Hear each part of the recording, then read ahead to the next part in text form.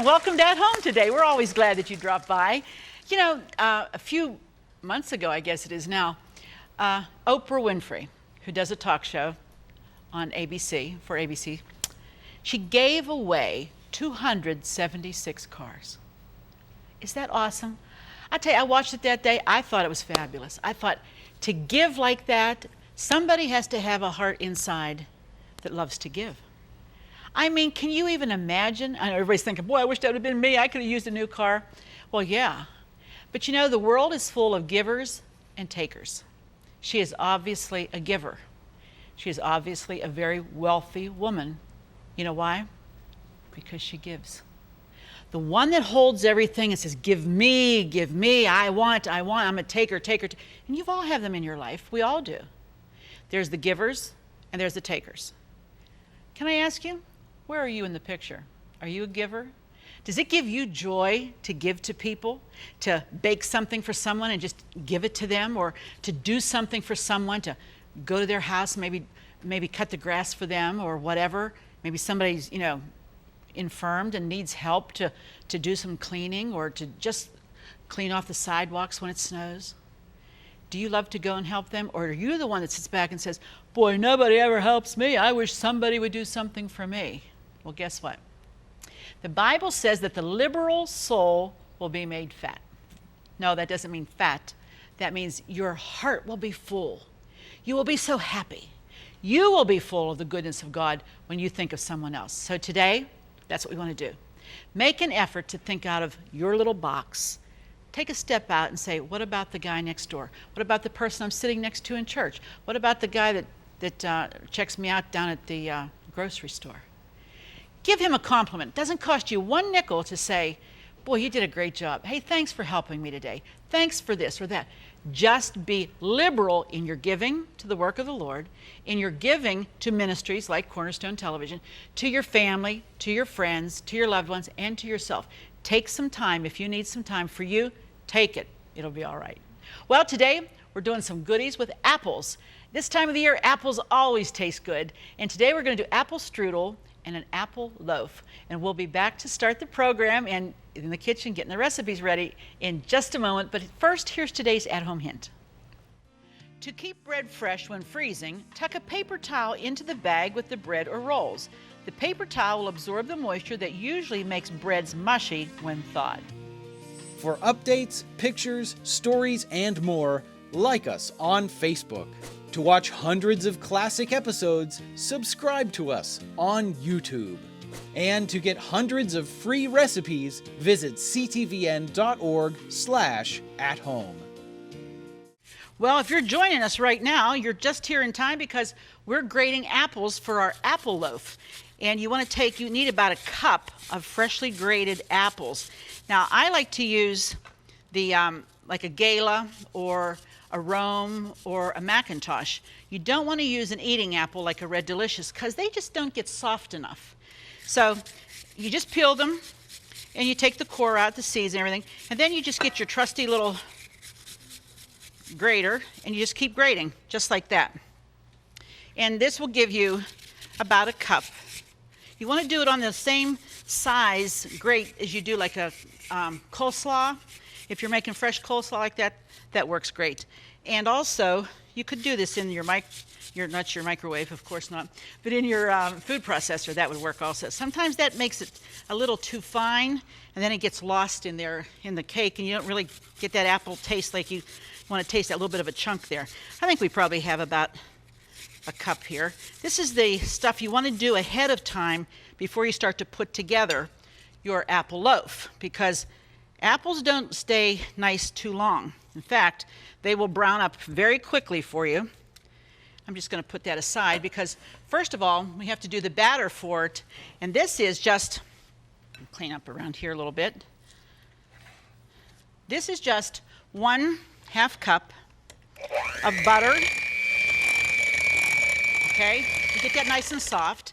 Now we're going to add some sugar, which is, I'll give you the measurements here, which is 1 cup of sugar. Mix that around, and some vanilla. Let me do that all at the same time. I'm going to put the vanilla in here now. There we go. Just about a teaspoon. You know, vanilla adds flavor to everything. Doesn't matter what it is, it adds flavor to it. And we're going to cream this. Okay? Nice and creamy. You know, when it comes fall, you want to have apples. You just get into that routine, apples, pumpkins, that kind of thing, because it just goes with this time of the year. And after we have that creamed, we're going to add our eggs one at a time. That will give it the full benefit of bringing them into this creamy mixture, which creams better than if you add them both at the same time, obviously. Okay? And when you can no longer see the egg, it's creamed enough. And then we're going to do the second one. Oh, I grated my finger there. Don't like that. You have to be careful with those graters because they're very sharp. So you want to keep that in mind, okay? Now, let's finish that. Okay. Nice and fluffy. Look how creamy that is. Isn't that beautiful? Yes, sir. That's what you're looking for, just like that. Now we're going to add our dry ingredients, which we have here flour. Get rid of this. We have flour, which is 2 cups of flour. We have baking soda, which is a half a teaspoon. We have baking powder. Now, if you haven't used your baking powder in a while, go to the can before you start to make this and check the date on the bottom of the can because it expires very quickly. You might say, oh, I just bought that. Well, it might have been a year ago. This will have a definite effect on whether your bread rises or not. So you want to be sure that you do that. This is salt. We're just going to do a nice pinch of salt there. And I'm going to put my walnuts in with that. I'm just going to mix this around because remember, we want to coat the walnuts so that they don't go to the bottom of the bread. There we go, just like that. Now, first we're going to add our cup of apple into the mixture. All right. And I'm going to give that a couple of whirls here. Now, once we get the apple incorporated, then we're not going to use the mixer to incorporate the flour because it's going to be a heavier batter. Okay. We're going to put this down here out of the way. And now we add our flour. And this, you just want to stir it in. You also don't want to break those walnuts down to nothing, which would happen if you kept doing it with the mixer. And you don't need to do that. This is a nice moist loaf. We're also going to make a topping for it or a spread that goes on it, which is also good. It's called harvest spread, harvest dip, sorry. That can be dipped with just plain apple slices, or you can also spread it on our apple loaf. And see how nice it's coming together? Don't forget, you want to have, if you're not using our wonderful bakeware that we have that we just love, this is Bakeworks stuff, this is fantastic. You'll want to grease it really, really well, okay? And so make sure you get it well mixed clear to the bottom. This is going to go into a preheated oven, 350 degrees, for 50 to 60 minutes, and you want to keep checking on it. It will brown. It's a nice thick batter for a bread. The apples in there, the walnuts, boy, that's a winning combination. And it's a thick batter, like I said, so don't think you're going to just pour it in there and you're going to have to move it around in your pan to distribute it evenly, which you're going to want to do. Okay. There we go.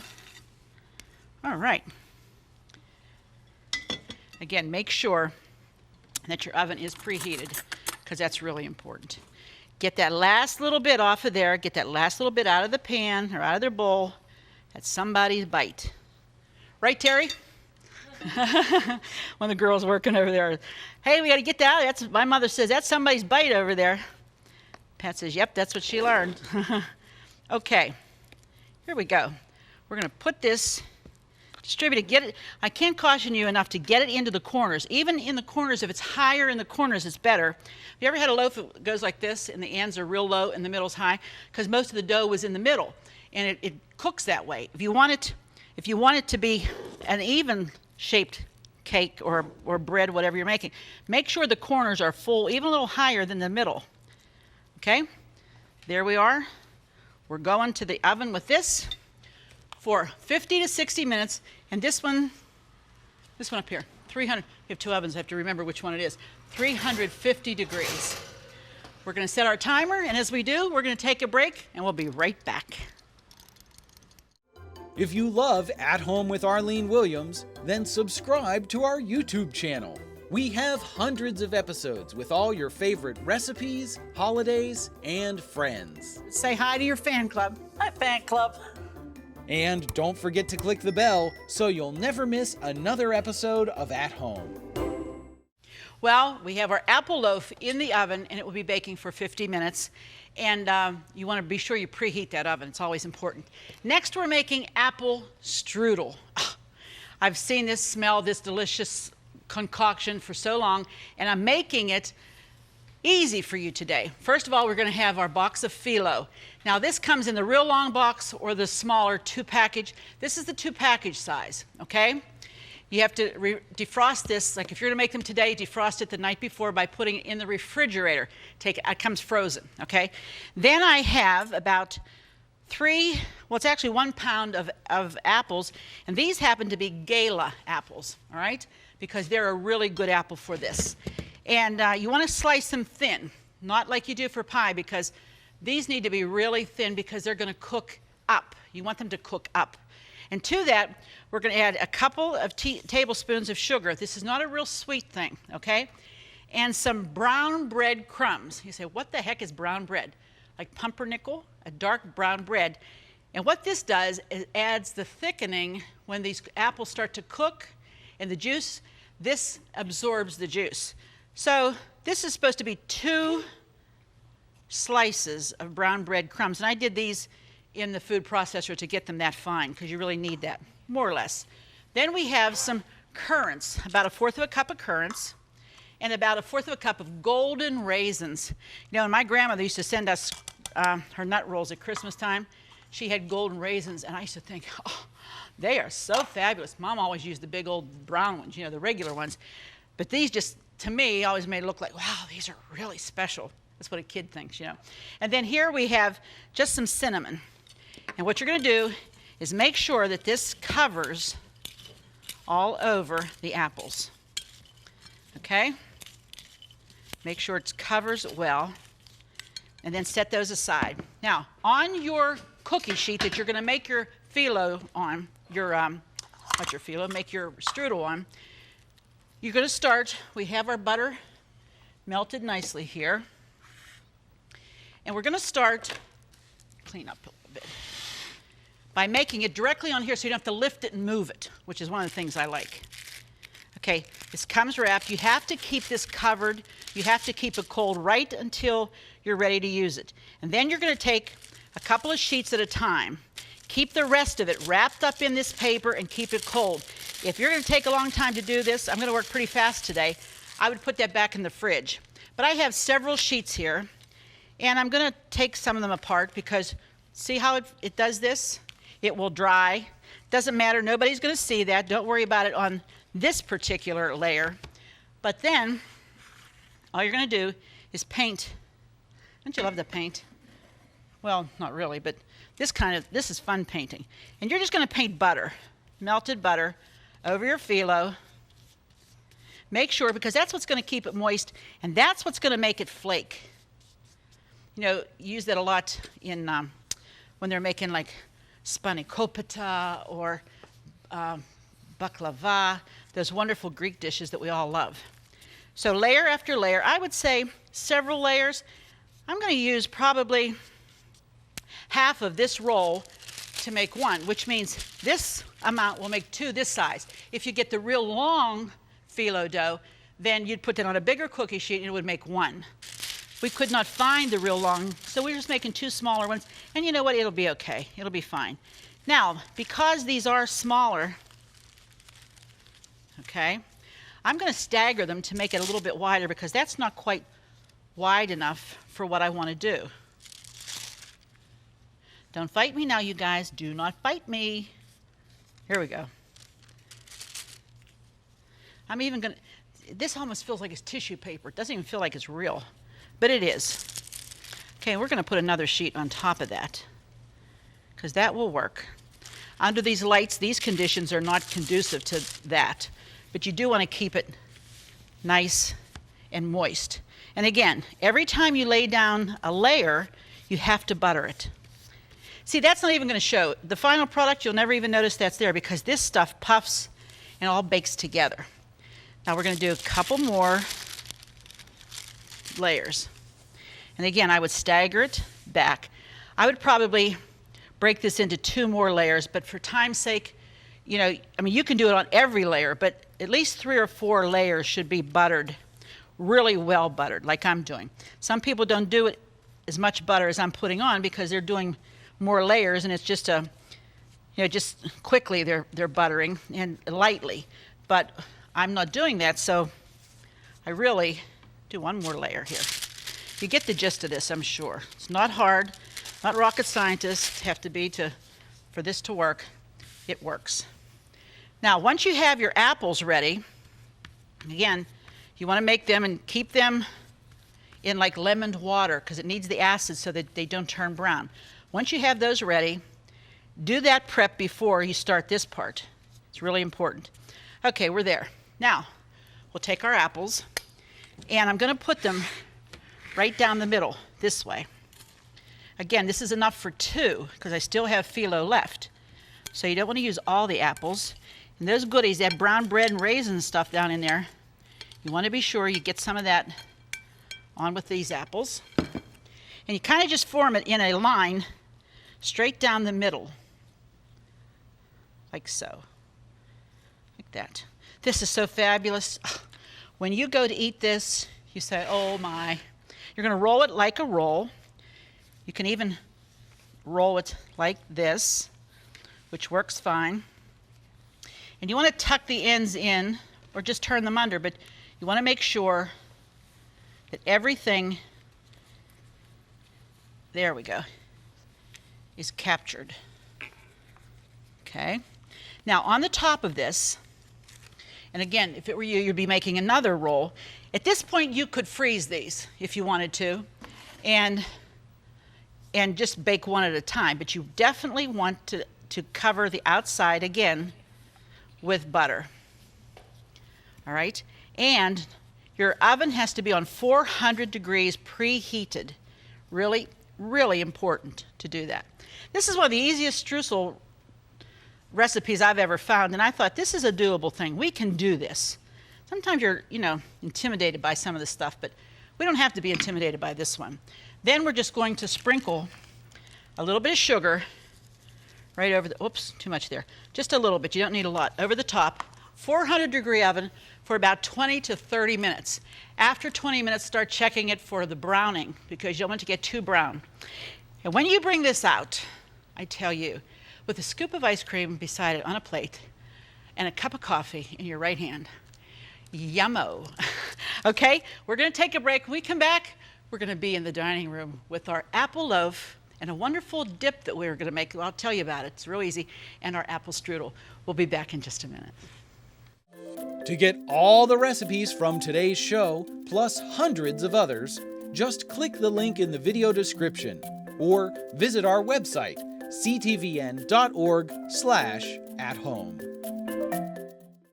All right, first of all, we did our apple loaf, and we have it here. Isn't it wonderful? It's a wonderful example of a loaf that you can make. You can make them and put them in the freezer, bring them out when someone drops by. And look how nice the texture of that is. Isn't that beautiful? You have a little bit of a walnut in there, just a moist bread. And what I didn't get to share with you on the program, this is our dip or spread. And all this is cream cheese and brown sugar and a little bit of vanilla. And what you want to do, this can be a dip or it can be a spread. You just spread it on that apple loaf. Oh me, oh my, it's wonderful. And it's just that harvest flavor. This is great too. When you slice apples and you want to get the kids to eat the apples, that's great dip for that. That's why I call it a dip, because you can use it as a dip or a spread. And very easy to do. You can make them in smaller pans, just watch your time. Next to it is our apple strudel, which I just happen to have a piece of right here. That is so wonderful. And of course, you know, you have to have some ice cream with it. Now this is in this fancy little bowl, but you know how I like it. Put it right on there with that apple strudel. Oh, This bakes up in 20 minutes, and I tell you, you could have a day when you felt real productive and you make a whole bunch of them and throw them in the freezer, wrap them really, really well. When you bring them out, you don't want them to thaw. Put them in frozen to bake. And you have to bake them a little longer because the apples would be frozen, but just keep an eye on them. These are wonderful, wonderful recipes, easy to do. And you know what? Don't feel so challenged about that apple strudel because it's very easy. If I can do it, you can do it. And you know, it's always good when you're with us, and it wouldn't be the same without you, so be sure to join us because it really wouldn't be the same without you here at home. We'll see you the next time. Bye-bye now.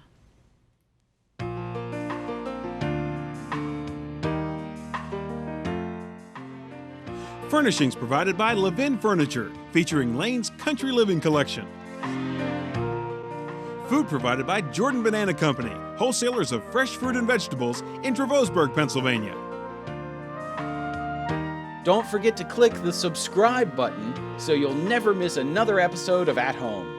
Thank you for watching. Cornerstone Television wishes to thank all our faithful viewers whose consistent prayers and financial support have made this program possible.